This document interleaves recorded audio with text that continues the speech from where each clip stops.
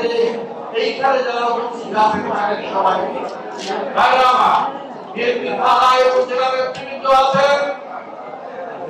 মানুষ মানুষের জন্য, রাজনীতি মানুষের জন্য, সমাজ উন্নয়নের জন্য, সমাজকে কুষ্ঠমুক্ত করার জন্য বাংলাদেশ হবে একটি সোশ্যাল স্টেট। এই সমাজ কল্যাণমূলক রাষ্ট্র কে গ্রহণ করবে? দেশনেত্রী বেগম খালেদা জিয়া, দেশনায়ক তারেক রহমান। আমি আমার বক্তব্য দীর্ঘায়িত করব না।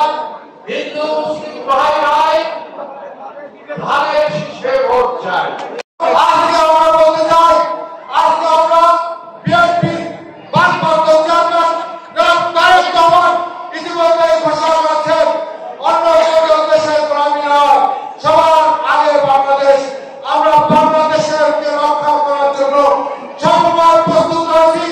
আপনারা আমাদের সাথে প্রস্তুত থাকবেন।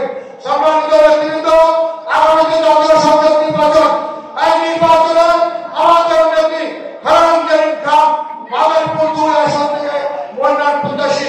আমরা আশা করি তিনি মনোনয়ন মাদারীপুর জেলাকে উন্নয়ন করে আমাদের সবার আশা আকাঙ্ক্ষা সে পূরণ করবে। এই একজন হিন্দু ভাই বলেছে বিএনপি আগামী দিনে আমরা বিপক্ষে নির্যাতন করে আমাদের এই কথাকে বলা হচ্ছে যে সেই কথা প্রতিরোধ করতে পারবে কিনা। আমি বলে দিচ্ছি, একজন বিএনপি কর্মীদেরকে সম্পর্কে যদি কেউ কোন একটি আসন দেয় বা কোন আঘাত করে, ইনশাল্লাহ তাদেরকে প্রতিঘাত করতে আপনি বক্তব্য করেন। ইনশাল্লাহ সবাইকে ধন্যবাদ জানাচ্ছি।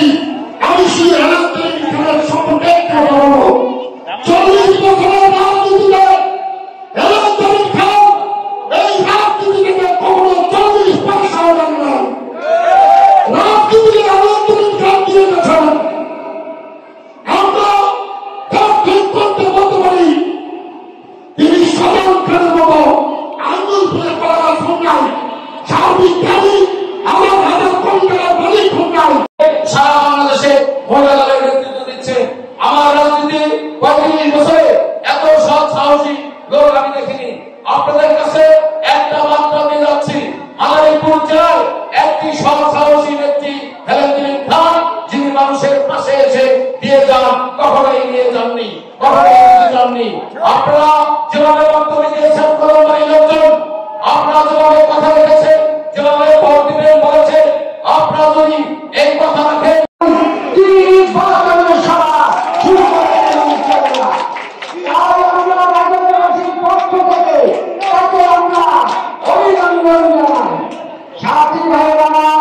আমি বেশি কথা বলবো না। তারপরে একটা কথা না বললে হয় না। আমরা বিশ্বাস করি এবং আমাদের ধারণা আমাদের নেত্রী বেগম খালেদা জিয়া, যিনি অনেক পবিত্র দেবী এবং পরিশ্রম যারা করেন, তাদের ভিতর থেকে নমিনেশন দেবেন। জনগণের কাছে আমি একটি কথা বলবো, এই 17টি বছর এই ফ্যাসিস্ট আওয়ামী লীগ সরকারের আমলে আমরা আমাদের এইভাবে কোনদিন কোন মিটিং করতে দেয় না। সময়মত ভাইরা, আজকে 5ই আগস্টের পর স্বৈরাচার শেখ হাসিনা পলায়নের পর আজকে আমরা প্রথমবারে সারা বাংলাদেশে ওপেনে আমরা মিছিল মিটিং করতে পারি এবং পারব।